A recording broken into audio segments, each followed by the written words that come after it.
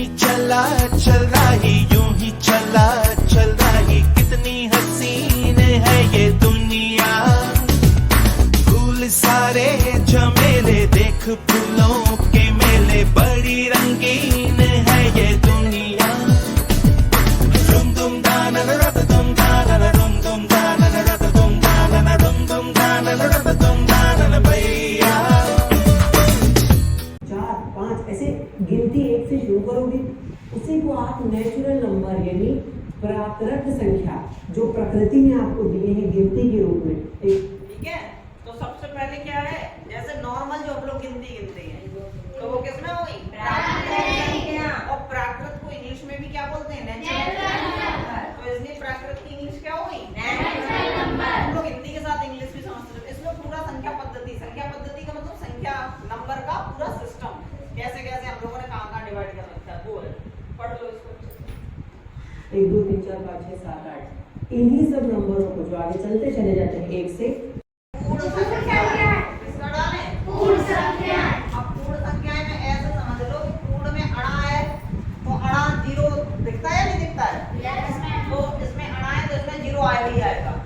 समझ गए नहीं समझ गए? Yes ma'am. इसको इंग्लिश में बोलते हैं होल नंबर्स। क्या बोलते हैं, होल नंबर्स। Whole numbers. ठीक है भाई, ये तुम्हारा शुरू होता है 0 से। कहां से शुरू होता है, 0 से। एक यहाँ नोट करके पॉइंट डाल लो। क्या डालोगे, नोट। अभी मत लिखो, हम बता देंगे तब लिखिएगा। सुन लो अभी बस, ठीक है।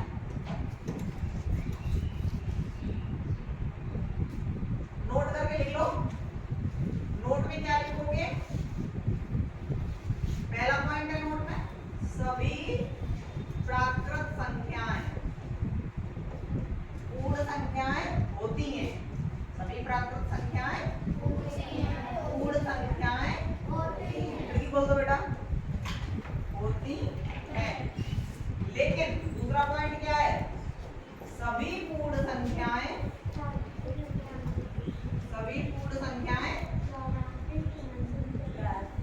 प्राकृत संख्याएं नहीं होती हैं। देखो हमेशा एक चीज ध्यान रखना, जिसका कॉलम ज्यादा है वो छोटे में नहीं घुस पाएगा, लेकिन जो छोटा है वो तो बड़े में घुस जाएगा ना। देखो प्राकृत कम है, एक कम है ना 0, लेकिन पूर्ण कितनी है, एक ज्यादा है, तो ये बड़ी हो गई। तो ये तो इसमें नहीं घुस पाएगी, ये इसमें आ जाएगी। तो इसीलिए हम लिखते हैं सभी प्राकृत संख्या तो पूर्ण है, लेकिन सभी पूर्ण प्राकृत नहीं है। समझ गए? अब एक आता है पूर्णांक। कैसा आता है, पूर्णांक। अब पूर्णांक का मतलब समझो। पूर्णांक का मतलब होता है, अब इसमें कभी भी तुम्हें कहीं भी माइनस और प्लस तो दिखाया नहीं गया, दिखाया गया है, बताओ बेटा? तो तीसरा तुम्हारा पॉइंट है पूर्णांक। कौन सी, अब पूर्णांक का मतलब है तो बटे में ना हो, पूरी पूरी है। अब पूरी पूरी माइनस में नहीं होती क्या, हमने कहा अभी मतलब लिखो, समझ लो पहले। पूरी पूरी कौन सी होती हैं, माइनस वाली भी होती हैं, होती हैं नहीं होती हैं? तो अभी तक तुम्हें ये चीज नहीं बताई, तो तुम्हारे साथ सिलेबस में भी नहीं है, लेकिन ये भी पढ़ लो। इसको बोलते हैं इंग्लिश में इंटीजर नंबर्स। जो तुम लोगों ने एक चीज पढ़ी थी आर्टिफिशियल इंटेलिजेंसी में, विज्ञान हमने पढ़ाया था पिछली बार। तो उसमें तुम लोगों ने एक चीज पढ़ी थी कि उसमें क्या था कि तुम लोग नंबर कैसे लेते हो। तो हमने बताया तो फ्लोट में लेते हैं तो दशमलव वाले होते हैं, इंटीजर में लेते हैं तो बिना दशमलव वाले होते हैं। कोडिंग बताई थी, जो बताई थी नहीं बताई थी, है ना। और अल्फाबेट लेते हैं तो स्ट्रिंग में लेते हैं, बताया ना, यहीं से चला है वो। देखो इंटीजर लिखा है तो इसमें कहीं दशमलव आ रहा है, लेकिन इसमें माइनस भी आ रहा है। अब समझ गए, कंप्यूटर भी कहां से चला है, गणित से। कहां से चला है, गणित से। देखो एक चीज एक विषय दूसरे विषय में कहीं ना कहीं अटैच रहता है। अब वो कहां, विज्ञान की आर्टिफिशियल इंटेलिजेंस थी और कोडिंग थी। कोडिंग किस चीज की थी, स्क्रैच कोडिंग थी ना, स्क्रैच की थी ना। स्क्रैच बता रहे थे, बिल्ली कहीं भी आ जाए दिख जाए तो वो स्क्रैच का आइकन होता है, उसमें कोडिंग भी चलती, बताया था, बताया था, पढ़ाया था। तो उसी तरीके से ये कौन सी है, पूर्णांक संख्या। तो पूर्णांक संख्या माइनस इनफाइनाइट, मतलब माइनस अनंत से शुरू होंगी।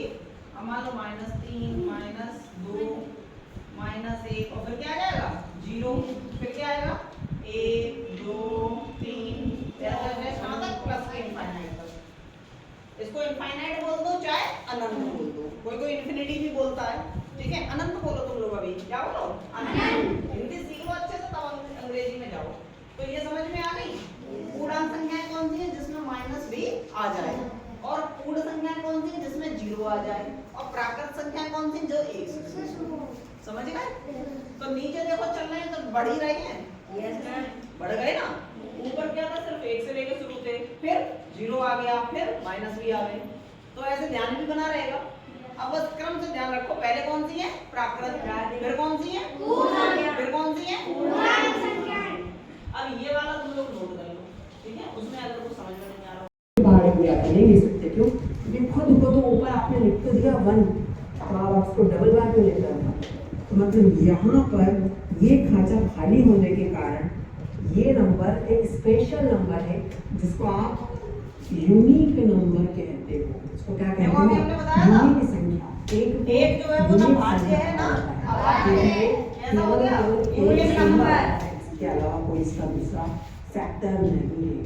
तो ना ये भाज्य संख्या है ना है अभाज्य संख्या, ये है एक स्पेशल संख्या, एक स्पेशल नंबर जिसको आप कहते हो यूनिक नंबर। आप चाहो तो गूगल कर लेना, एक को यूनिक नंबर की कैटेगरी में रखा गया है। वो ना तो भाज्य होता है ना ही अभाज्य होता है।